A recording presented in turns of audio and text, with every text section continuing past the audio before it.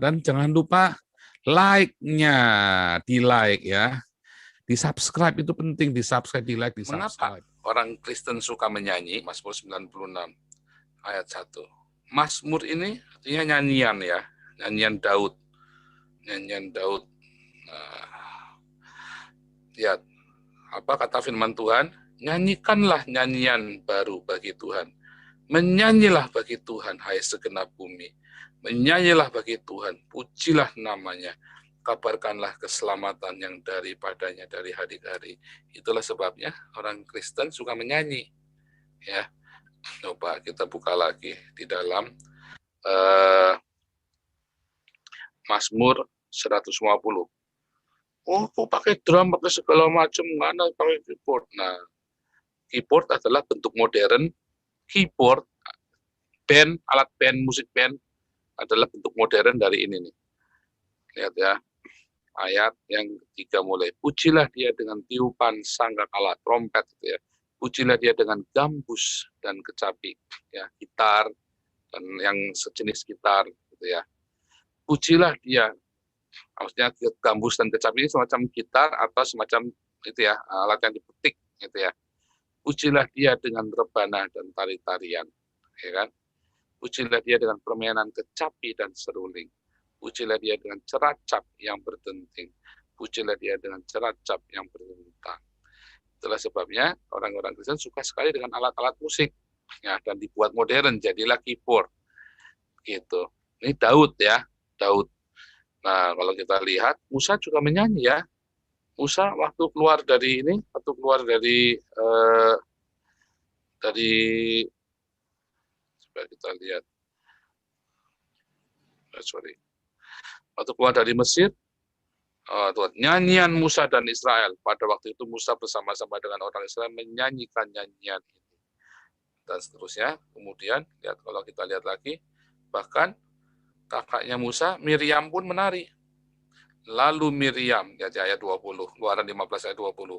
Lalu Miriam, Nabiah itu saudara perempuan Harun, mengambil rebana. Nah ini Miriam saudara perempuan Harun. Nah itu yang dikutip sama orang Islam itu ya.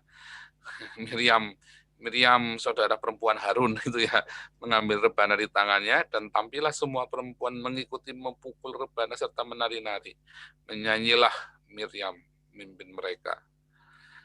Itu ya, Maryam saudara perempuan Harun itu, Yesus, Maria ibu Yesus itu, ibunya Isa itu, Isa binti Maryam itu kan, binti Maryam saudara perempuan Harun itu. Ini tahun 1400 sebelum Yesus, 1400 tahun sebelum Yesus. Miriam saudara perempuan Harun ini ya. Ini adik kakaknya Harun, Miriam ini. Nah, sama ya, loh Yesus nggak pernah ngajari nyanyi. Oh, Yesus juga menyanyi. Nah, kita lihat ya, Matius 26. Ayat 30 kalau nggak salah. Ayat 30 tuh ya. Sesudah menyanyikan nyanyian pujian, pergilah Yesus dan murid-muridnya ke Bukit Zaitun. Nyanyi ya. Menarik sekali ya. Itulah sebabnya orang Kristen suka menyanyi. Coba kita buka di 1 Yohanes 3 ayat 9. Ya, setiap orang yang lahir dari Allah tidak berbuat dosa lagi, sebab benih ilahi tetap ada di dalam dia dan tidak dapat berbuat dosa karena ia lahir dari Allah. Jadi orang yang lahir dari Allah itu tidak berdosa lagi. Kalau Anda sungguh-sungguh sudah lahir baru, maka Anda tidak berdosa lagi. Masalahnya Anda nggak benar-benar lahir baru, makanya bolak-balik bikin dosa. Nah, itu ya. Bedakan antara dosa dengan ketidakkudusan. Nah, kemarin kita sudah mulai ya dengan apakah itu lahir baru, lahir baru. Kalau orang lahir baru, ciri khasnya dia akan berbuah. Pasti berbuah apa? 1, berbuah karakter dia. Ada di Galatia 5 ayat 22-23. Kasih, sukacita, damai sejahtera, kebaikan, kemurahan, kesetiaan, kelemah lembutan, kesabaran, penguasaan diri, ya. Dan dari kasih ini pasti akan berbuah apa? Diakonia. Makanya orang yang lahir baru pasti dia senang sekali berdiakonia. Apakah diakonia? Diakonia itu artinya meja, diaken. Dari meja, melayani meja. Artinya apa? Memberi makan. Endingnya itu memberi makan. Ya, memberi makan bukan mengajak temenmu ke restoran, bukan, tapi ngajak orang yang tidak kuat makan, dikasih makan. Bukan ngajak pacarmu ke restoran berarti diakonia, bukan. Traktir teman-teman gengmu ditraktir, saya lagi berdiakonia, salah, bukan. Konteks diakonia di zaman para rasul, banyak orang nggak bisa makan karena miskin. Lalu dikasih makan, nah itulah diakonia, melayani meja, makan untuk mereka. Mereka yang makan di meja, kita yang layani, dan kita yang menyediakan makanannya. Itulah diakonia. Kedua, ciri khas orang lahir baru selalu ingin bermarturia. Apakah marturia? Kayak Pak Iman tadi, selalu ingin menceritakan kasih Tuhan Yesus, pertolongan Tuhan Yesus dalam hidupnya. Ketika Tuhan Yesus membangkitkan, menyembuhkan dari sakitnya. Itu, Pak.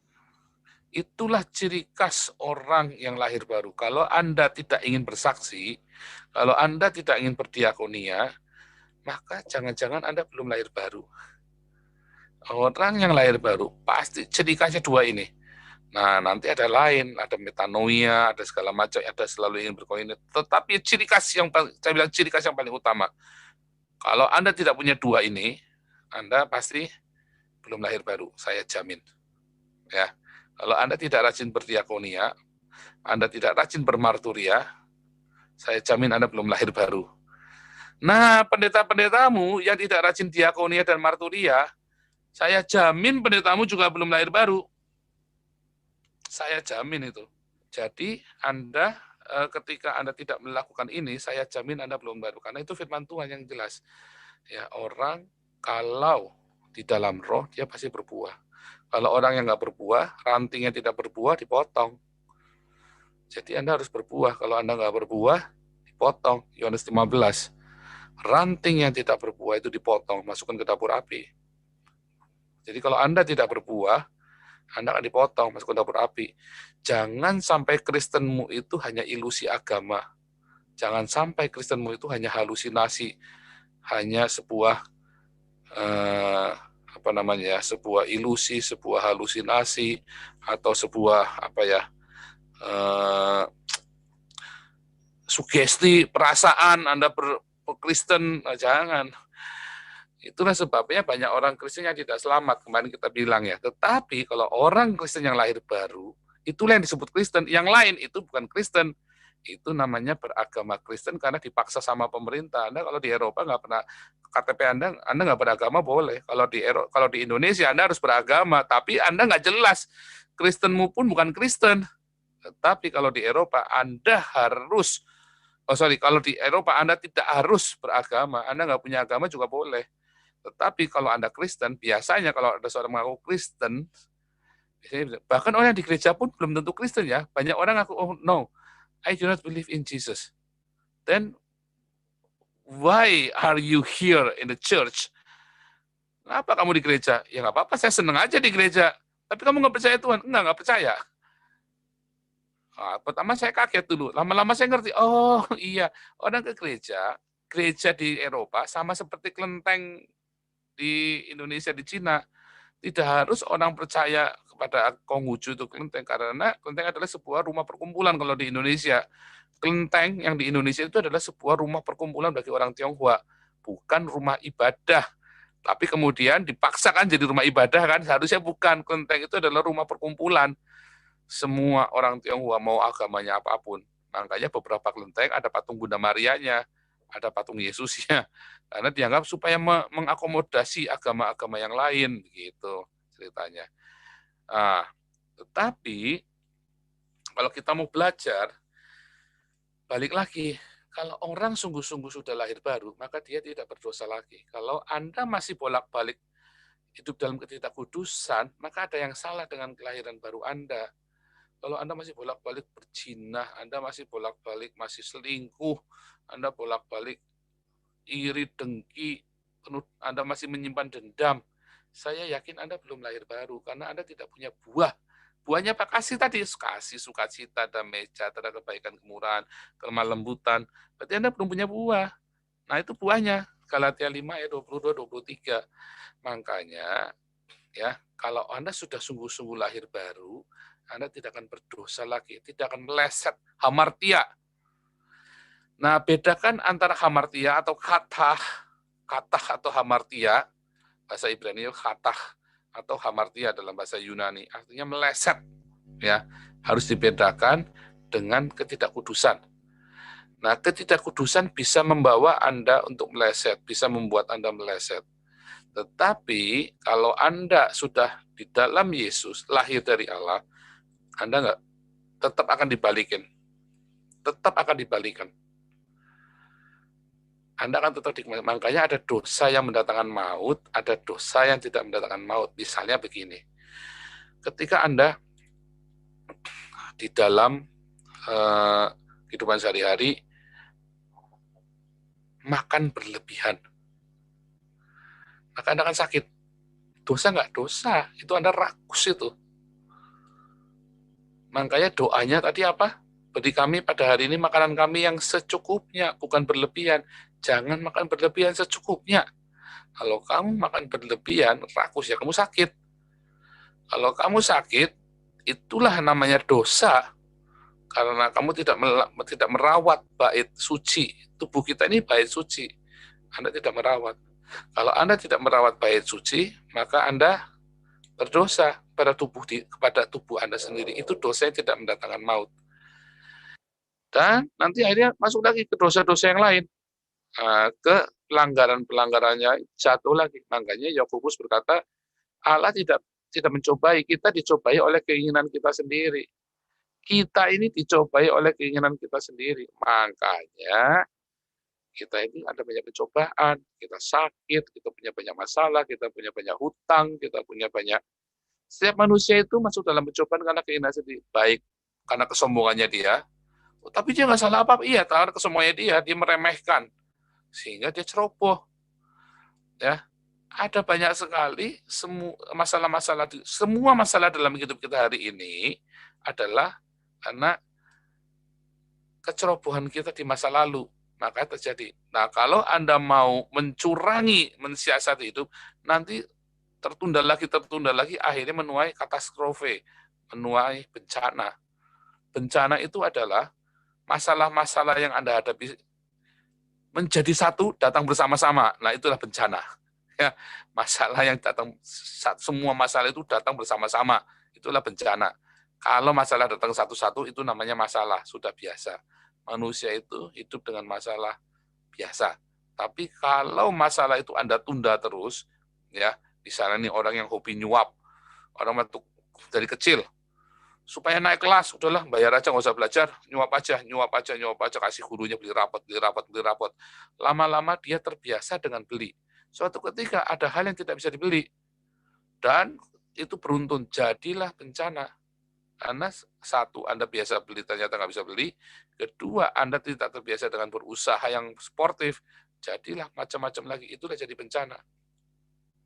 Sehingga Anda punya banyak sekali masalah-masalah dalam kehidupan. Tetapi kalau Anda sekali lahir baru dengan sungguh-sungguh, ya, Yesus berkata, barang siapa percaya dan dibaptis, maka tanda-tandanya menyertai. Nah, kemudian para rasul mengerti, dia bilang, barang siapa, bertobatlah dan berilah dirimu dibaptis, maka kamu akan dipenuhi Roh Kudus. Supaya apa? Supaya dia bisa hidup dipimpin oleh Roh Kudus, Galatia 5. Tadi ya, ayat 17-23, dipimpin oleh Roh Kudus. Supaya apa dipimpin Roh Kudus? Supaya dia bisa berbuah. Makanya kalau Anda sudah percaya, harus dibaptis. Karena baptisan itu yang akan memeteraikan. Anda percaya? Iya, tapi nggak dimeterai, harus dimeterai baptisan itu. Baptisan adalah sebuah meterai ya, sebuah meterai. Air itu dimeteraikan. Kita ini sebagai saksi. Ada 3 saksi, 1 Yohanes 5:8. Ada 3 saksi. 1, yaitu air, darah, dan roh. Baptisan, air itu adalah baptisan, darah itu maksudnya darah Yesus, roh itu maksudnya Roh Kudus. Itu 3 saksi. Ya, kita darah Yesus yang menebus kita, jelas. Tapi kita harus dibaptis dengan air. Menjadi saksi yang kedua. Saksi yang ketiga adalah dengan baptisan Roh Kudus. Makanya harus baptis, teman-teman yang sudah percaya, jangan meremehkan baptisan. Baptis. Ya, bukan masalah caranya ya, karena baptisan itu artinya itu dibasuh, bukan diselam. Ya, Nanti kalau dalam pelajaran kelas evangelis, sebenarnya saya sudah beberapa kali menjelaskannya. Bapto itu diselam, baptis itu artinya dibasuh, ya, artinya dibasuh. Jadi bukan masalah caranya, yang penting airnya itu. Ya, ketika Anda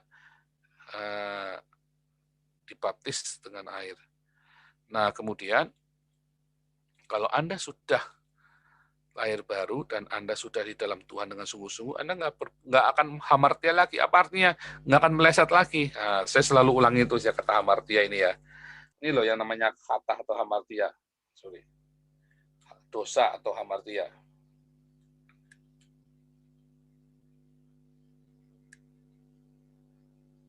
Ini ada papan, ini ya, skor. Kita mau lempar panah nih. Maka panah ini harus di sini. Kalau panah ini nggak di sini, dia meleset jatuh ke sini atau ke sini atau bahkan di luar. Ini hamartia. Jadi skor ini, papan ini, panahnya ini dia harus persis ada di sini. Hamartia itu meleset dari sasaran. Ya, meleset dari sasaran. Meleset dari fungsi kita, meleset dari apa yang menjadi destiny kita. Ya, apa sih destiny kita? Destiny kita adalah menjadi serupa dengan Kristus. Kalau kita meleset dari serupa dengan Kristus, bagaimana kita menjadi serupa dengan Kristus? Yaitu karena kita diciptakan dalam gambar dan rupa Allah, itu tadi. Kita kan diciptakan dalam gambar dan rupa Allah. Begitu kita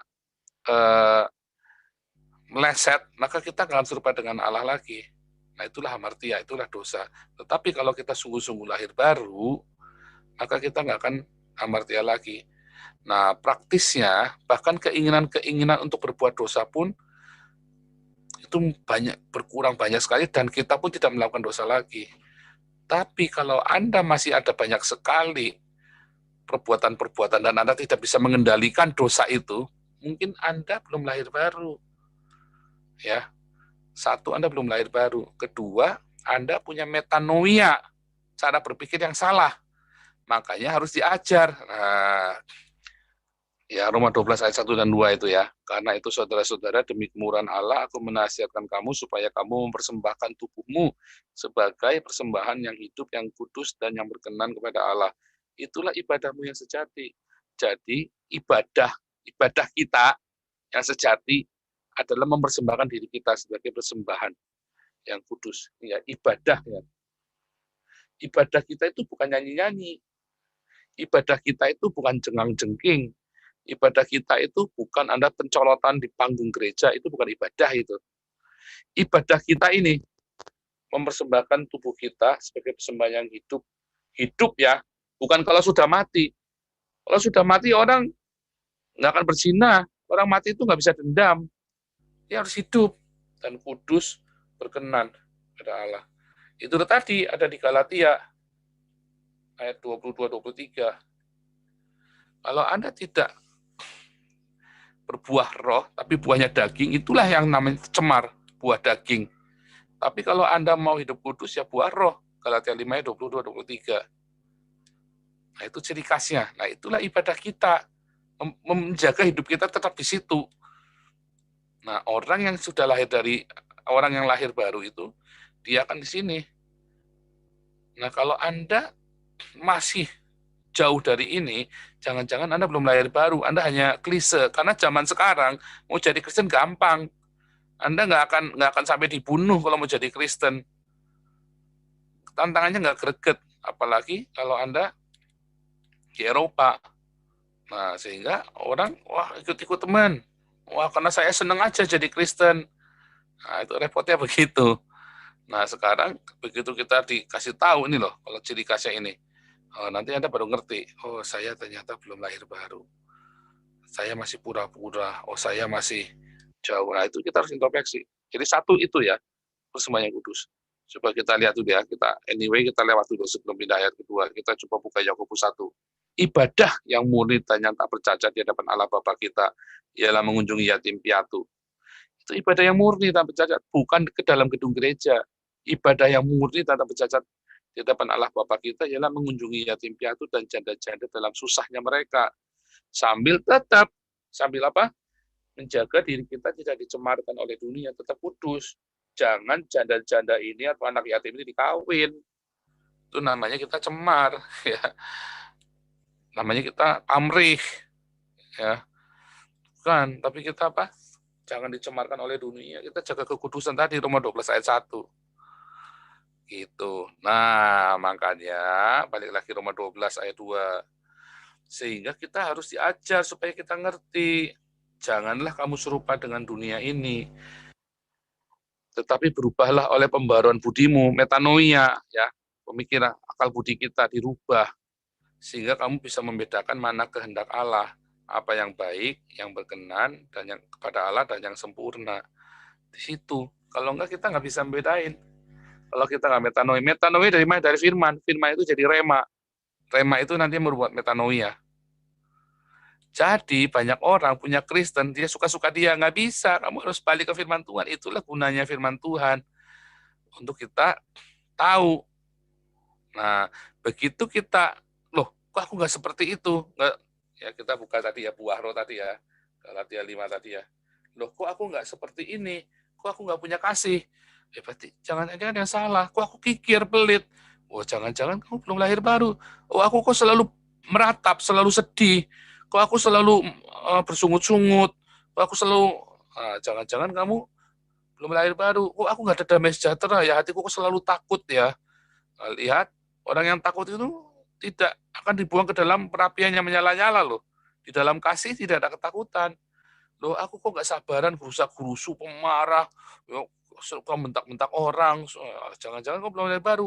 Aku kok kalau sama orang hitungan, pokoknya orang, aku pengen sekali orang masuk penjara, aku pengen sekali bunuh orang.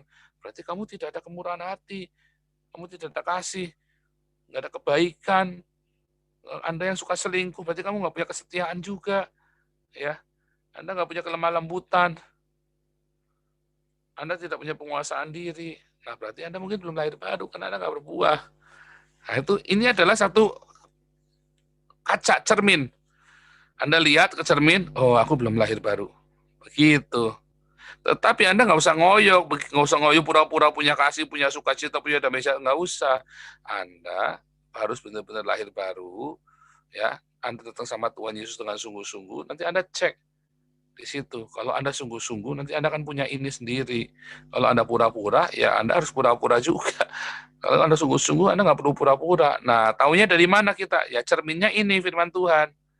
Makanya setelah terima Yesus, setelah percaya kepada Tuhan Yesus, mengakui sebagai Tuhan satu-satunya dan juru selamatmu, Anda harus dibaptis. Setelah dibaptis, Anda harus minta Roh Kudus. Minta Roh Kudus itu minta ya. Minta Roh Kudus supaya Roh Kudus itu datang pada kita.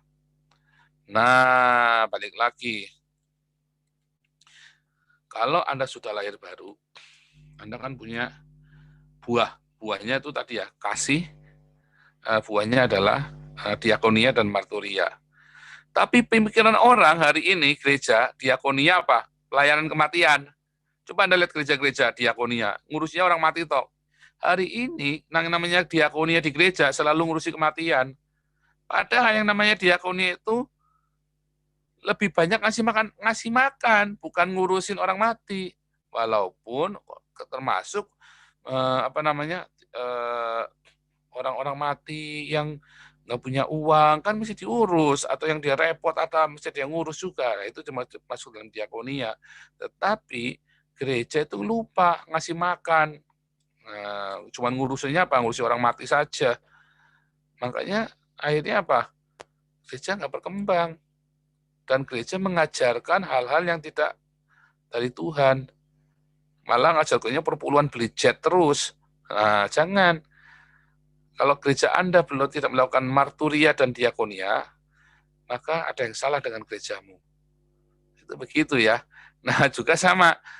Kalau Anda sudah lahir baru, maka Anda kan otomatis punya itu. Dan itulah sebabnya dikatakan orang kalau lahir baru, dia akan tidak berbuat dosa lagi, tidak akan sesat lagi, akan fokus. Sekalipun Anda suatu ketika masuk dalam pencobaan, karena metanoia ya, karena Anda belum tahu kalau itu salah dan Anda lakukan.